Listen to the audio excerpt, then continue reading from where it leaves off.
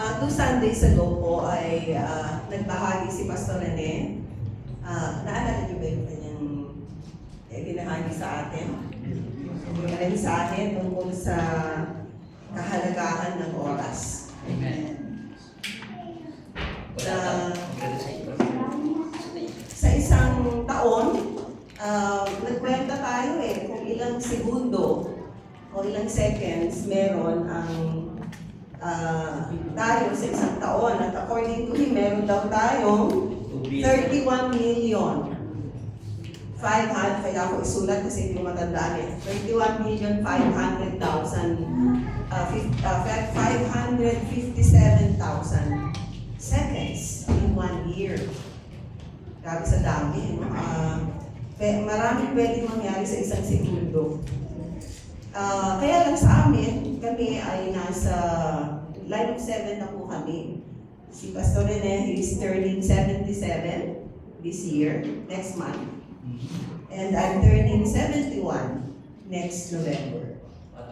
So grabe, sabi namin lumipas, according to his computation, 2,209,032,000 seconds. Wow.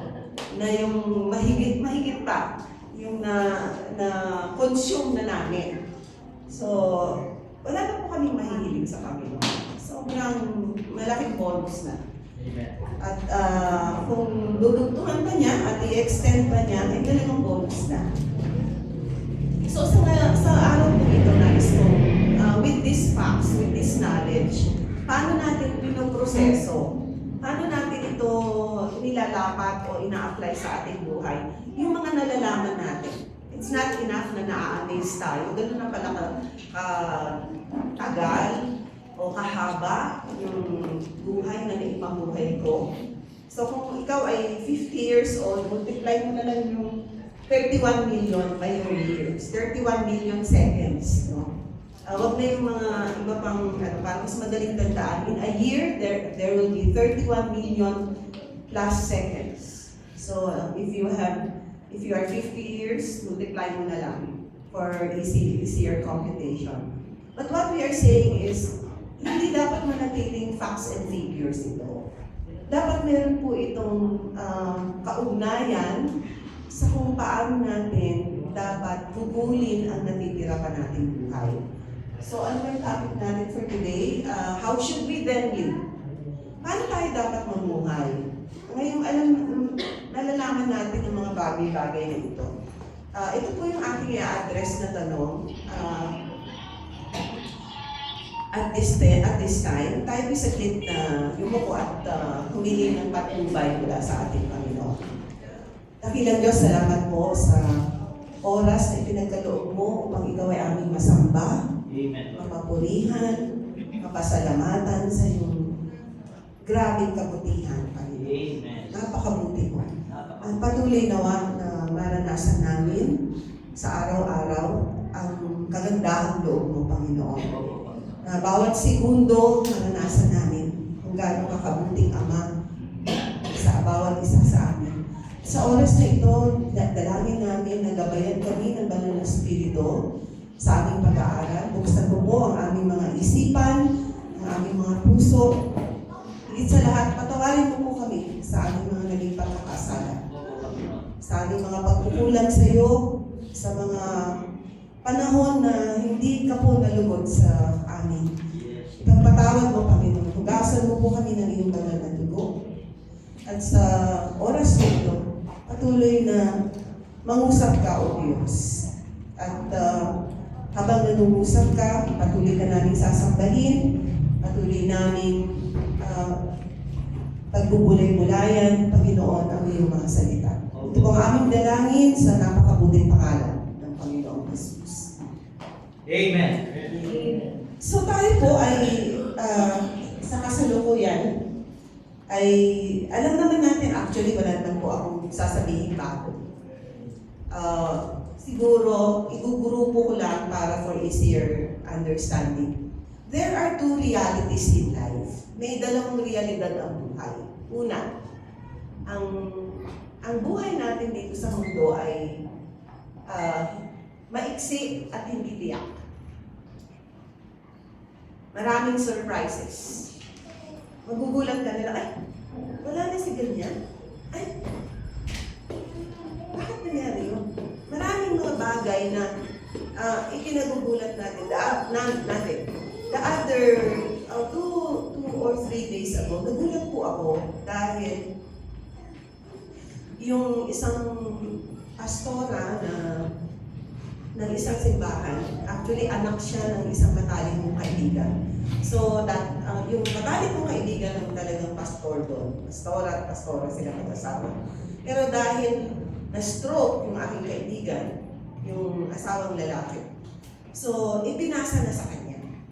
Can you imagine, meron ng, they have passed the baton to their daughter. She's an anointed speaker, anointed servant of God, si Pastora Debbie. So, kaya lang siya ay nag-asawa, late na rin siya nag-asawa, and nakunan siya ng 2 beses.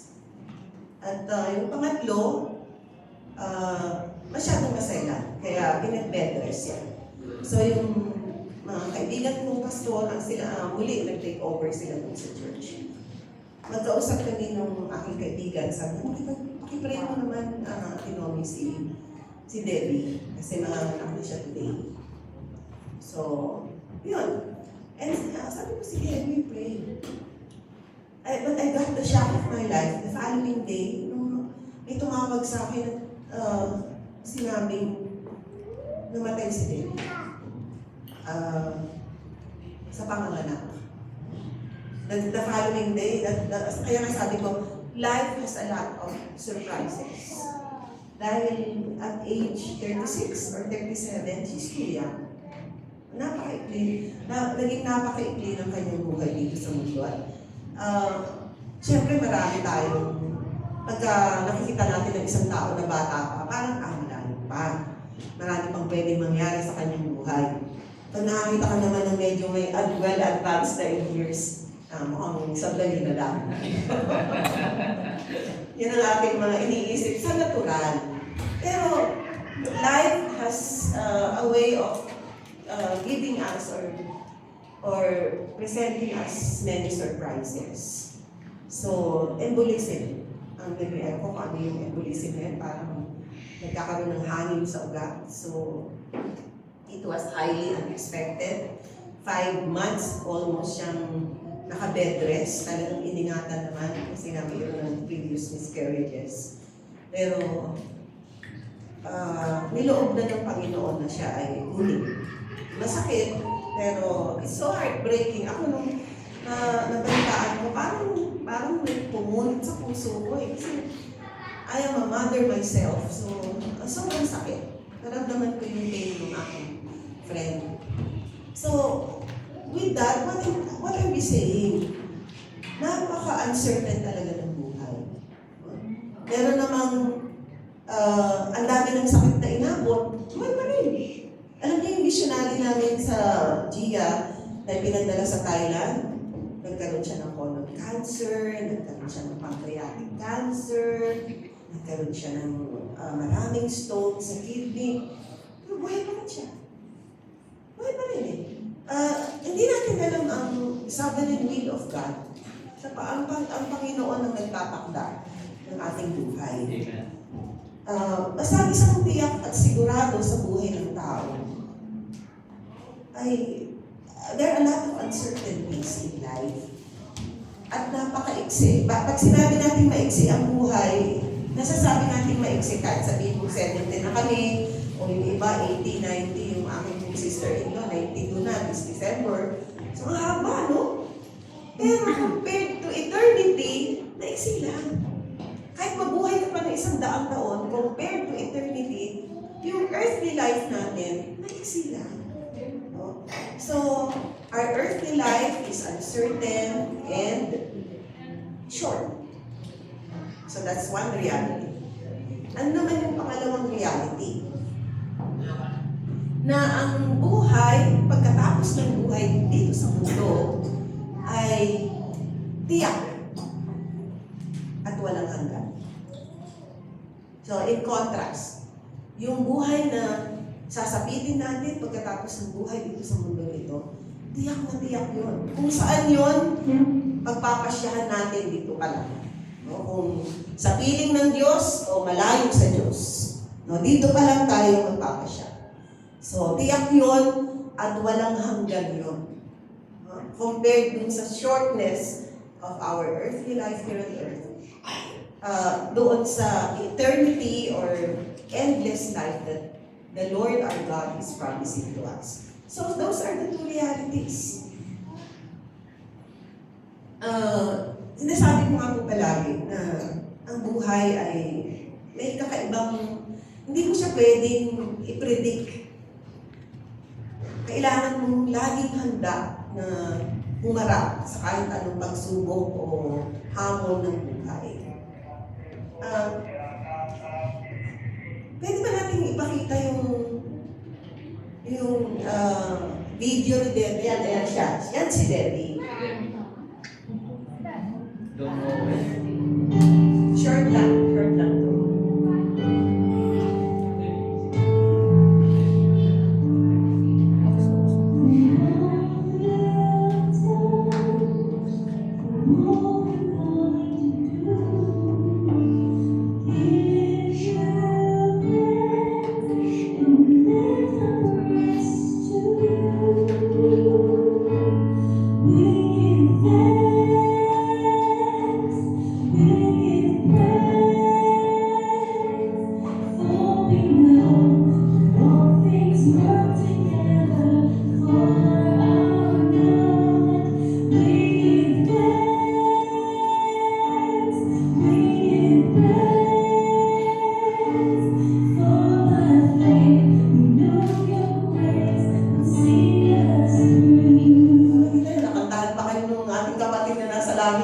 Amen. Nakakatuwa, di po ba? Nakakatuwa kung masakit. Dahil masakit dahil hindi mo na siya, lalo na sa pamilya, sa asawa niya, sa mga magulang at kapatid, napakasakit. Pero sabi ko nga dun sa mother niya, she is now in the best of hands. Masakit isipin na hindi na makikita, parang nagaya na natin isipin na mamimiss mo, masakit na hindi mo na makakapiling sa araw-araw. Pero ang isang comfort natin ay nasa presensya na sila ng Panginoon. Amen. Lahat ng nauuna sa atin, yun ang isang very comforting thought that should be with us. That should comfort us. Knowing na nasa mas mabuti silang kalagayan. Dito, makikibaka pa sila. Pero doon, nasa presensya sila ng Panginoon. So, those are the realities of life. At sabi ng Biblia, ang buhay kasi, kaya hindi tiyak, parang at naiksi. Dahil ikinumpara siya sa usok o sa hamog. No? Nabasa ba natin kanina yung Santiago 4? Were we able to read that? O yung Psalm 103:15? Pwede ba natin basahin yung muli? Santiago 14:16. Babasahin ko po, nabasa niyo na kanina, pero gusto ko pa siyang ulitin, hindi nga ninyo alam kung ano ang mangyayari sa inyo sa araw ng bukas. Ang buhay ninyo ay parang usok lamang, sandaling lumilitaw at agad nawawala. Sa halip sabihin ninyo, kung loloobin ng Panginoon, mabubuhay pa kami at gagawin namin ito o iyon. Ngunit kayo nagmamalaki at nagyayabang at iyan ay masama. Kung loloobin ng Panginoon, gagawin namin ito, pupunta kami doon. Marami tayong plano. Pero kagaya nga po nung palagay ko, yung mag-asawang Debbie at Brian, marami silang plano. Lalo na sa pagdating ng kanilang anak, panganay na anak. O yung unang anak.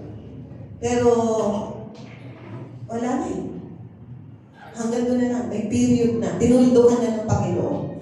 So, pag nagpaplano tayo, lagi natin tugtungan na kung loloobin ng Panginoon.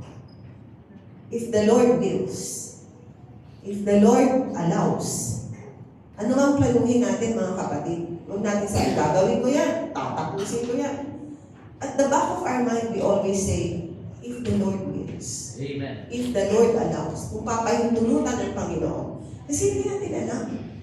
I don't think inaasahan ni Brian, yung asawa ni Debbie, na hindi na makakauwi ng buhay si Debbie.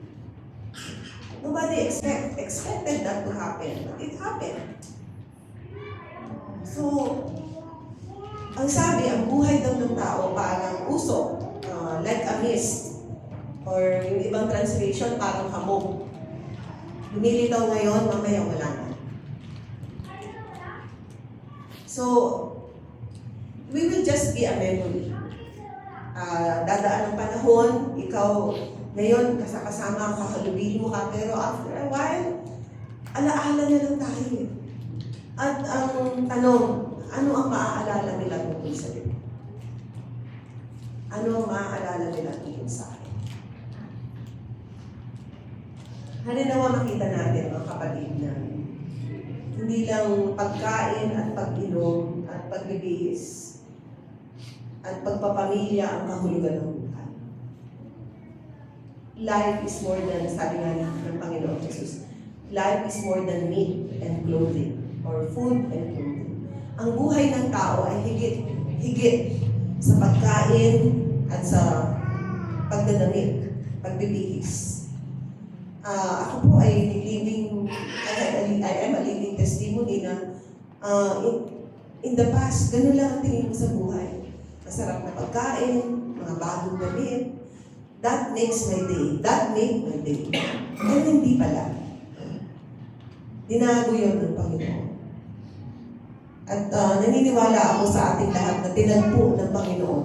Binibigyan niya ng mas malalim na kahulugan ang buhay natin. Higit sa pagpapamilya, higit sa pagtatrabaho. Hindi natin ginagawang kahulugan ng buhay ang pamilya at trabaho. Kasi kahit hindi naman tayo nakakilala sa Panginoon, nagpapamilya pa rin tayo, nagtatrabaho. Diba? Amen. Whether Jesus comes to our lives, that is the normal flow of life. Yan lang yan eh. Yan, patuloy lang yan. Pero kapag nakakilala ko sa Panginoon, tumataas ang antas ng pagkaunawa natin sa mga ginagawa natin sa buhay na ito. Why do we raise a family? Why do we work? Para lang ba kumain? Para lang ba makabuhay ng pamilya? O para makapagbigay ng kaluwalhatian, kagalakan sa puso ng Diyos? Sana itaas po natin ang antas. Thank you. Ng pagkaunawa natin. Bakit tayo naririto sa mundo? Ang sabi ko sa Revelation 4:11, Pahayag 4:11, Thou art worthy, O Lord, and for Thy pleasure all things were created. Kaya daw po tayo nilikha ng Diyos for the pleasure of God. Kaya kung hindi ka nagbibigay ng kaluwalhatian sa Diyos, hindi ka taka-taka na empty yung pakiramdam mo. Na hindi ka fully satisfied. Because the whole essence and purpose why God created you and me is to give pleasure to Him. And if your life and my life are not giving pleasure to Him, that explains why. Yan ang explanation o dahilan kung bakit parang laging may kulang. Bakit ganun? Naabot ko na yung pangarap ko pero parang may kulang pa din. Ang sabi, meron daw puwang sa puso ng tao na tanging Diyos lang ang pwedeng pumuha. Hindi mo yan pwedeng saksakan ng pera, ng karir, ng negosyo, ng kaibigan, ng love life. May pwesto yan sa puso natin. Pero merong pwesto ang Diyos na siya lang ang pwedeng pumuha. At kapag nandyan siya, maraming kulang sa iba't ibang areas ng buhay natin. Pero nagagawa nating magpatuloy na mabuhay at lumaban dahil kasama natin ang Panginoon. Amen? Amen. So with that, Sabi natin, dalawang bagay ang tiyak sa buhay, ang realidad ng buhay. Ang buhay natin dito sa mundo maiksi at hindi tiyak. Ang buhay sa kabila ay walang hanggan at tiyak. Dahil Panginoong Diyos ang nagsalita at nangako. Hindi niya tayo lolokohin, hindi niya tayo bibiruin. Totoo yun. Sabi niya, in my Father's house, sabi ng Panginoong Jesus, are many mansions. If this were not so, I would not have told you. Ibig sabihin, kung hindi ito totoo, hindi ko sasabihin sa inyo. So, ibig sabihin, mga kapatid, kung dito sa mundo wala kang bahay, sa langit, ano meron ka? Mansion. Mansion. Wow. Hallelujah. Hindi room pa. Hallelujah. Wow, amen. Let's give a clap offering naman nila. Amen.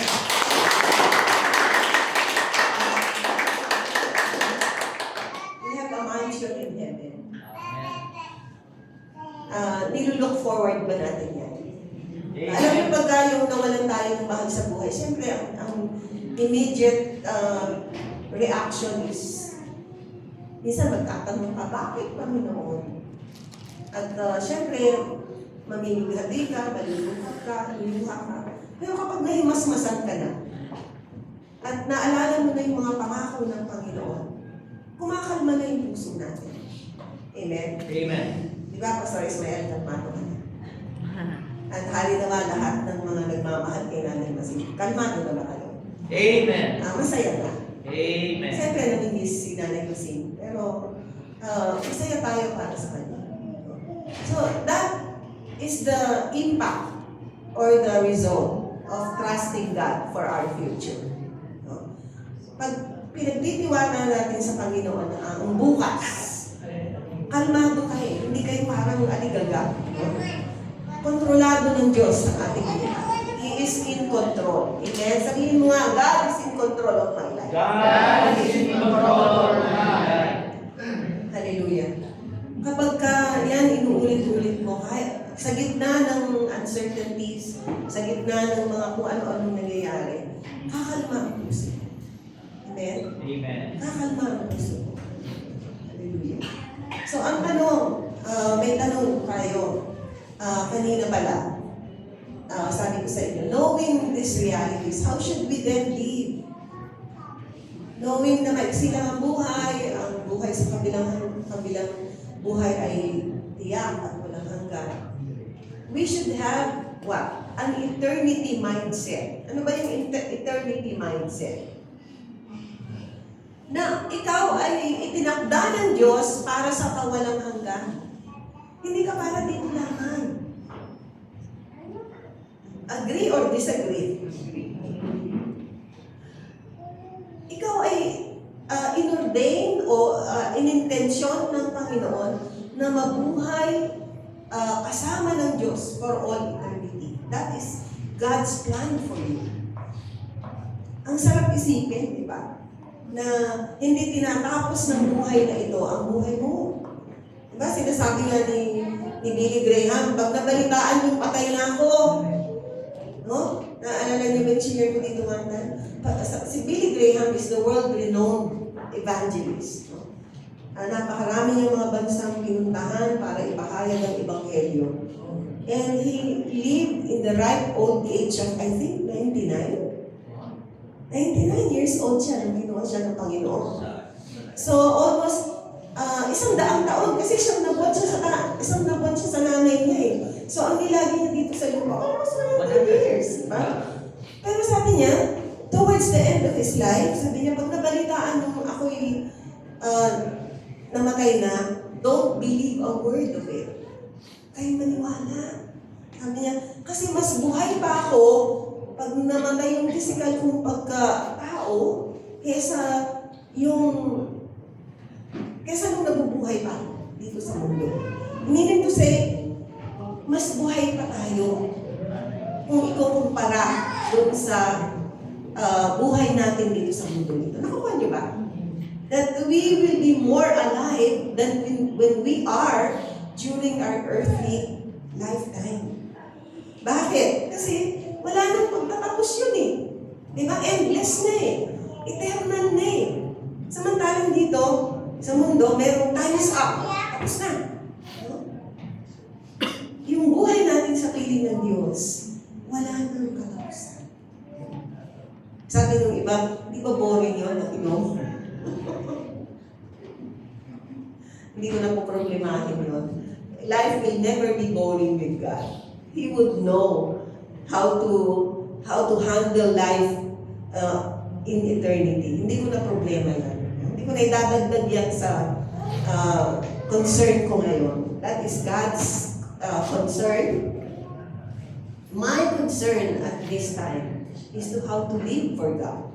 How to prepare for eternity. Eternity mindset niya eh. Diba? Huwag tayo ng kaisipang pang walang hanggan. Huwag tayong parang dito lang. Masyadong maiksi. Alam niyo yung sinabi, napakaganda nitong verse na ito. Bago natin sagutin yung tanong, how should we deal with you? Ikalawang Korinto 4:17. This is one of my favorite verses. Ikalawang Korinto 4:17-18.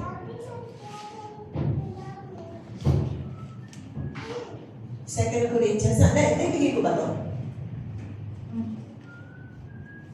Sige. Yung Psalm 90 muna. Pakihanap niyo yan ha. Sa 2 Corinthians 4:17-18. Basahin muna natin yung Psalm 90. Verses 9-12. Ating basahin. Ang tindi ng iyong galit, sino kaya ang tatanong? Sino kaya ang susukat niyong ibubungang takot? Dahil itong buhay namin ay maikli lang na panahon, itanim sa isip namin upang kami ay dumulong. Maiksi lang ang na panahon. Actually, sa English version, mas powerful. Sabi ganun, teach us to number our days. Teach us to number our days. Tulungan mo kaming taningan ang aming buhay. Di ba pag kami cancer, sinasabi ko minsan, lalo kung stage 4, sinasabi na ng doktor, you have 6 months to live. You have 3 months to live. Yan ang ibig sabihin ng tinataningan ng buhay. Binibigyan na ng panahon yung tao may sakit na makapaghanda para paghandaan niya yung daen, yung dulo ng kanyang buhay. At ito yung napakainang na sinabi ni Moses. Actually, si Moses ang nagsulat na. Sabi niya, Lord, teach us to number our days that we may apply our hearts unto wisdom. Maikli lang ang translation sa English, maikli lang ang panahon. Pero, I prefer the English version. Sabi niya, tulungan mo ako, Panginoon, na taningan ang aking buhay. Na bigyan lang ito ng ilang panahon. Bakit? Kasi pag alam mo may kanin na ang buhay mo, aaksayahin mo pa ba? Wawaldasin mo pa ba sa mga walang kwentang mga activities? Siyempre, alam mo may kanin ka na eh. And siguro, let's live by that premise na our days are numbered. Our days are numbered. At kailangan nating magpakatalino kung paano natin bubuhulin yung ating buhay dito sa lupa. Kung hindi man tayo nagmimisyon, tulad ni Pastor Rene, kung hindi man tayo nagpapastor, tulad ni Pastor Ismael, hindi man tayo nagtuturo dito sa harapan, sa pulpito, pero we can live meaningful lives bilang ina, ama ng iyong pamilya. Paano ka? How do you live your life before your children? Paano ka nabubuhay? How do you live your life? May sinabi rin sasagutin na natin yung paano ba tayo nabubuhay. Sabi gano'n, number 1, number your days. Taningan mo ang iyong buhay.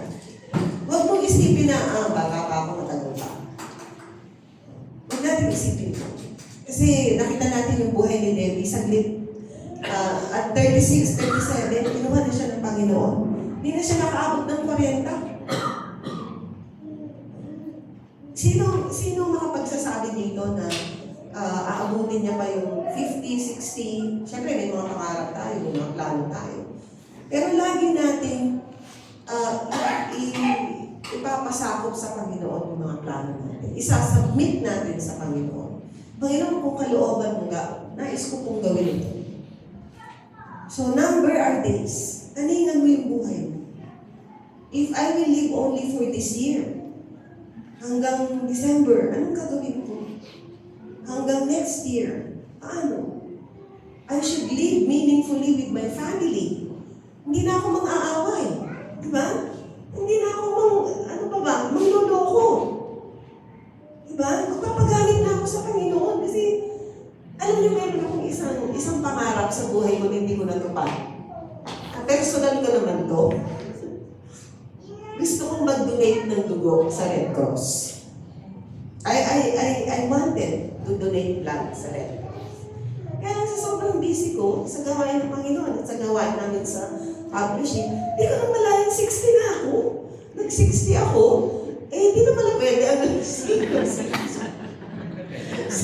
So, lumipas ang panahon, hindi ko na tumad yung pangarap ko kasi naging ako I was not mindful na, sobrang laki ng panghinayang ko. Sabi ko, sayang naman, hindi man lang ako nakapag-contribute sa blood bank.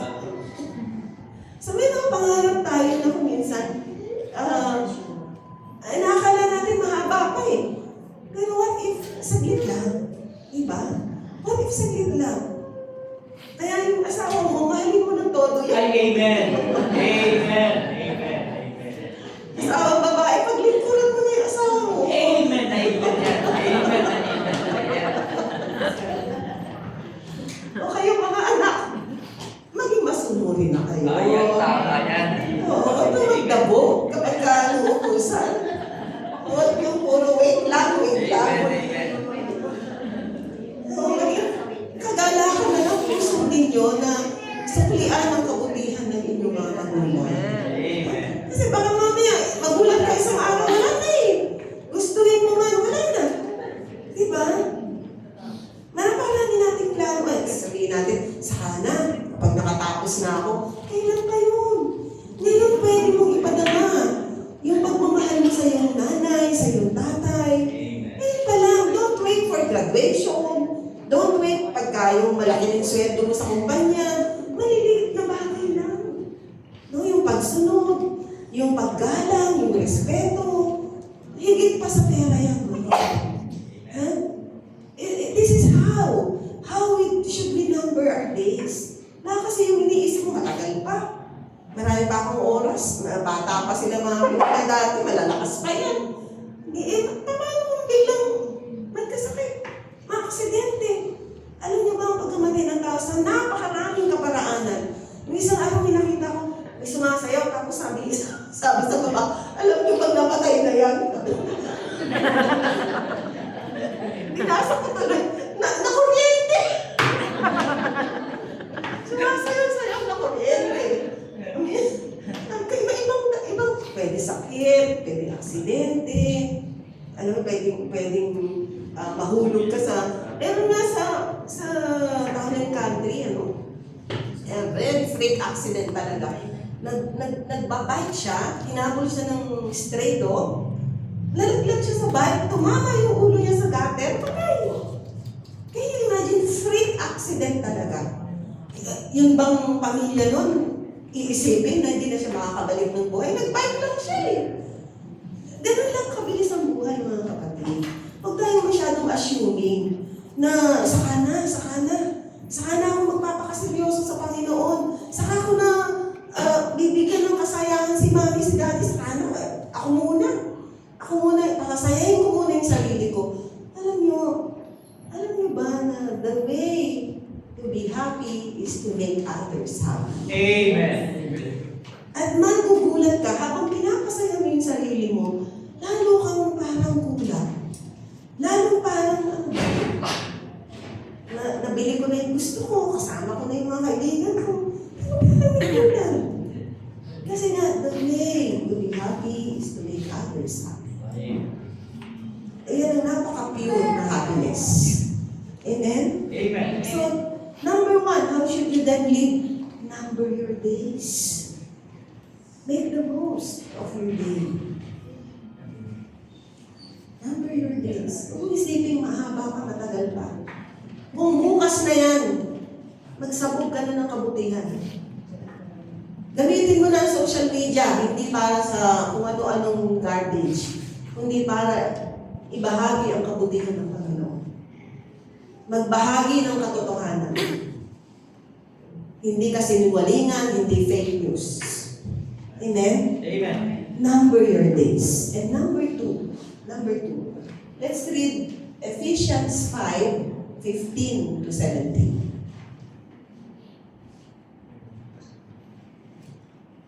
Efeso 4:15 hanggang 17. Basahin po natin. Sa halip sa pamamagitan ng pagsasalita ng katotohanan sa diwa ng pag-ibig, tayo dapat maging lubos na katulad ni Kristo na siyang ulo natin lahat. Sa pamamagitan niya, ang buong katawan ay mukhang may mali. 5 na eh. 5 yan, 5. 4 ba yung naisulat ko? So, 5 na. 5:15 to 17.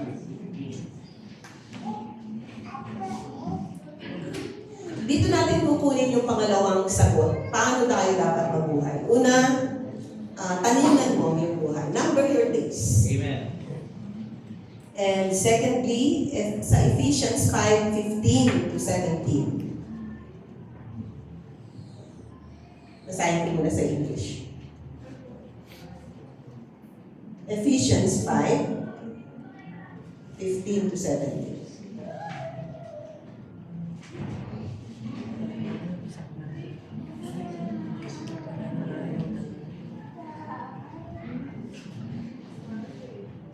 Be very careful then how you live, not as unwise, but as wise, making the most of every opportunity because the days are evil. Therefore, do not be foolish, but understand what the Lord's will is. So, Tagalog. Basahin po natin. Huwag kayong maging hangal. Sa halip, unawain ninyo kung ano ang kalooban ng Panginoon. Huwag kayong maglalasing. Nagsimula ka sa 17, 15 to 17 tayo. 15.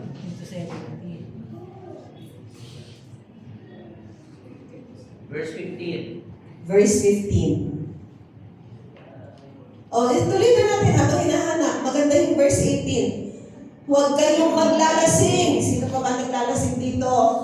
Huwag na daw maglasing. Tama na. Stop na. Huwag kayong maglalasing sapagkat sisirain lamang niya ang inyong buhay. Sa halip, dapat kayong mapuspos ng Espiritu. Sa inyong pag-uusap, gumamit kayo ng mga salmo, mga himno, at mga awiting espiritual. Buong puso kayong umawit at magpuri sa Panginoon. Parang lyrics to ng isang kanta natin. Ayan na, sige. Basahin po natin. Kaya't mag-ingat kayo kung paano kayo lumumuhay. Mamuhay kayong tulad ng matatalino at hindi tulad ng mga mangmang. Gamitin ninyo ng lubusan para sa mabuti ang bawat pagkakataon, sapagkat puno ng kasamaan ang kasalukuyang panahon. Huwag kayong maging hangal sa halip, unawain ninyo kung ano ang kalooban ng Panginoon. Yan. So, number 2, how should we then live? Know the will of God. Alamin mo kung anong kalooban ng Diyos sa iyo. Kung ikaw ay isang asawang lalaki, kalooban ng Diyos na maging tapat ka sa iyong asawa.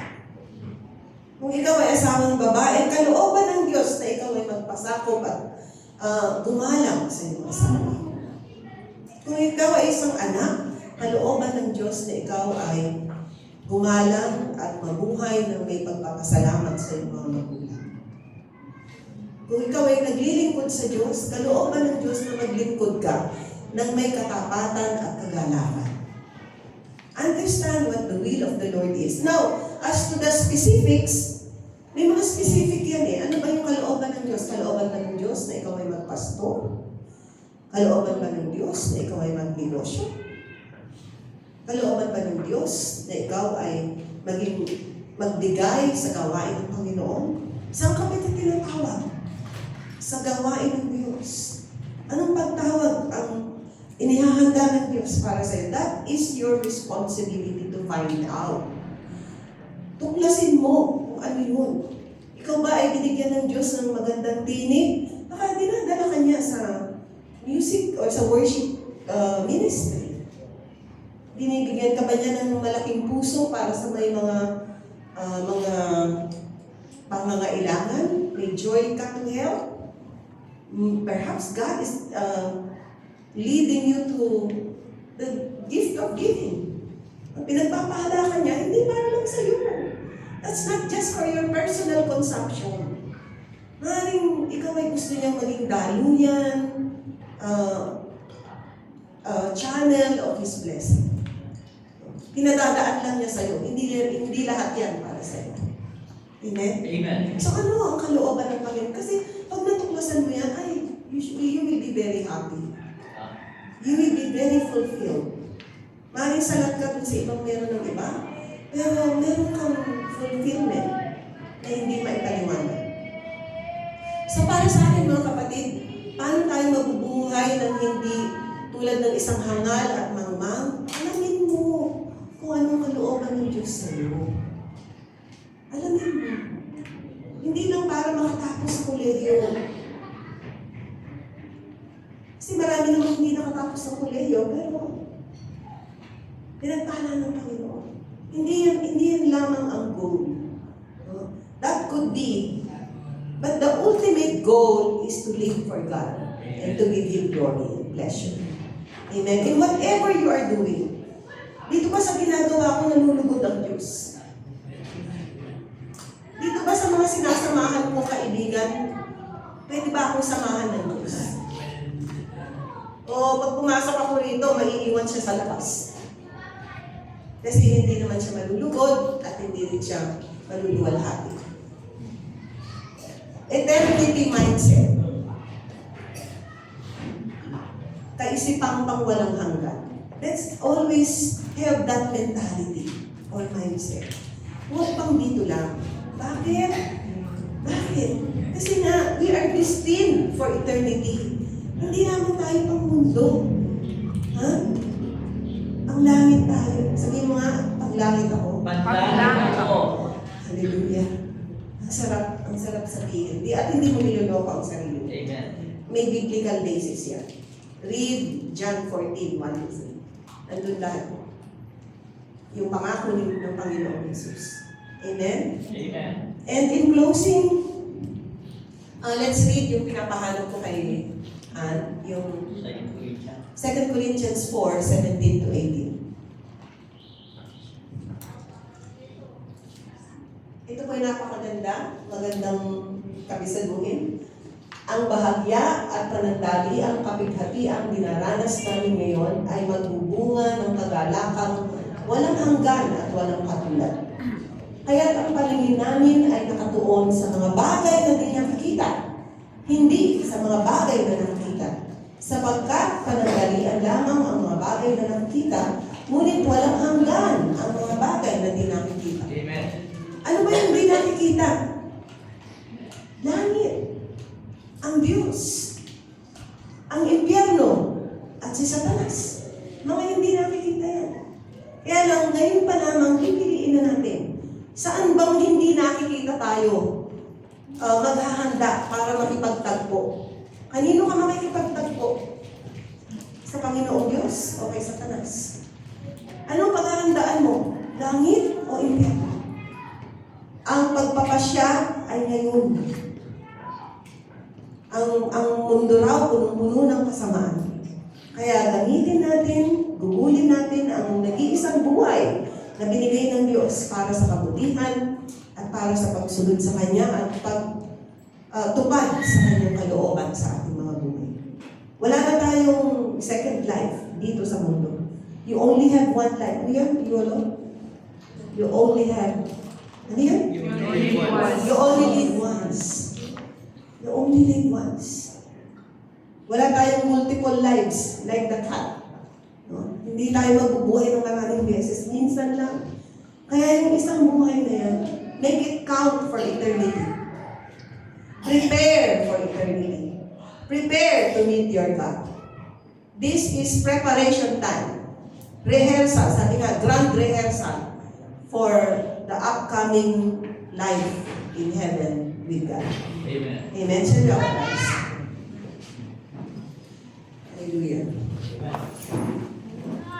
Ang Panginoon, kundi ikaw, Diyos, Opo, Panginoon. na may likha, Hallelujah. may lalang ng lahat dito sa mundo, Yes, at Lord. naging sa labas ng mundo. Ikaw ang lumikha sa amin, ikaw ang nagbigay buhay sa amin. Opo, Panginoon. At sa iyo kami babalik. Hallelujah. We declare it, O God. We decree it right now. Oh, Lord. Yes. We will return to you, O God. And we look forward to seeing you face to face. Oh, Maglagay ka sa puso ng bawat isa sa amin ng kauhawang makita ka ng mukhaan, Panginoon. yes, Lord. Teach our hearts to love you, Lord, Yes, more than our life, with all our strength, with all our heart, with all our soul, and with all that is within us. Teach us to love you, Lord, more than our lives. At tulungan mo po kami, Panginoon, na mabuhay sa pananampalataya, sa mga bagay na hindi namin nakikita. Sapagkat mas totoo yung mga hindi nakikita ang ipinangako mo, Panginoon, kaysa sa mga bagay na nakikita namin sa ngayon na mapapawi, mawawala, mapaparang isang araw. Palayan mo po ang bawat isang tao, kaluluwa na nakarinig ng iyong salita. Amen, Lord.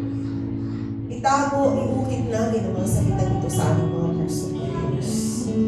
At lahat po magsabi ng Amen. Amen.